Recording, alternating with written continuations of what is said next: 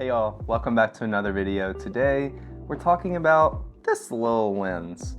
This is the Helios 44-2 58mm f2 with anamorphic mods. Let's talk about it. Okay, that was a mouthful, but if you're into vintage lenses, you probably already know what this is. From what I understand, this is like the gateway into vintage lenses. So in this video, I want to talk about what I love about this lens, anything I'm not really digging about it, and then overall why I think it's a great example and a great tool to just make you a better filmmaker. Quick shout out to the seller on eBay. This is really dope because I believe this is traditionally a Russian lens. So a lot of the sellers in eBay are based in Ukraine.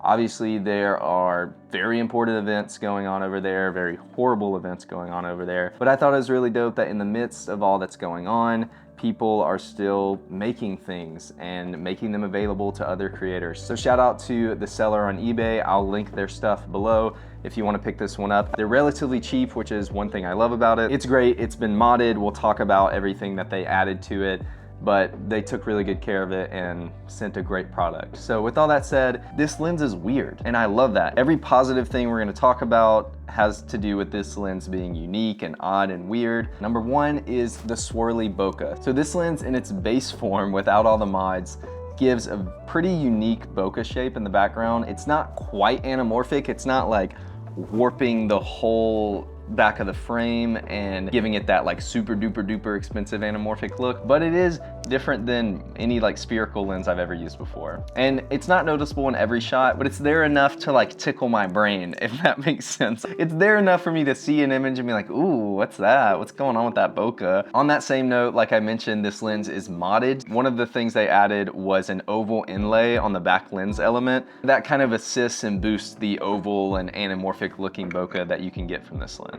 While we're back here, we can also see they added a blue streak. I'm assuming this is similar to a filter you would put on the front of your camera, like a Prism FX. It's just built into the actual back of the camera, which I find super dope. It gives very nice flares in my opinion. They're definitely not subtle. Hey! They're definitely not subtle, but I like the way they look. So if you're going for that, this one will get you there. Also, if you don't like that, plenty of the sellers on eBay, and maybe even the one that I bought from, offers this lens non-modded, just with the adapter for your camera, not with the oval inlay, not with the streak filter. And I believe I also saw a ton that had orange streaks instead of blue streaks. That's normally like what you choose between if you have an anamorphic lens. So pick your streaks or pick no streaks. Number three, and this part of the mod is they added in these gear teeth rings. I don't know what these things are called. The things that you could put a focus motor on and have a first AC pull for you. That helps because it's a little bit bigger to get my hands around, or of course if I wanted to put a focus motor on this and have somebody pull for me, I could do that. Or one of those ones you put at the end of your camera and you're just like, you know. Next, this thing is an almost f2. So the lens originally is an f2, but once you put in the oval inlay in the back, it blocks out some of the light that could be coming into the lens, so it's not quite an f2. I don't know what that ends up making it, maybe like an f2.4, but it still feels bright and it still feels like it has a nice amount of depth of field and separation and all that good stuff that you would want from an f2. Okay, last thing, definitely not least, is the focal length. This is a 58mm lens, and I have a thing for weird focal lengths lately.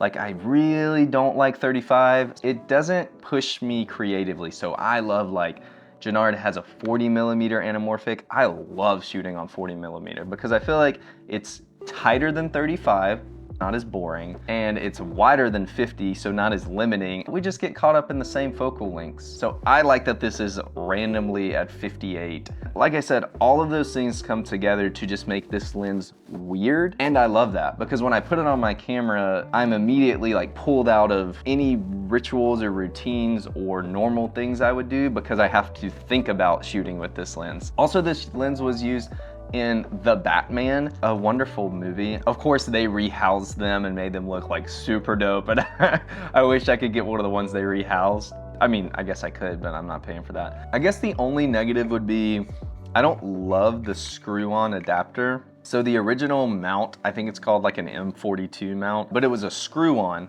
Like, this is the lens.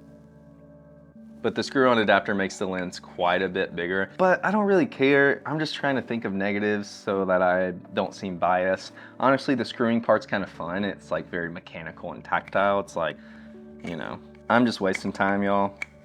That's all I have for you today. I hope you enjoyed this video. If you did, please like it. I need that validation. Y'all, thank you for watching. I'll see you next week. See ya.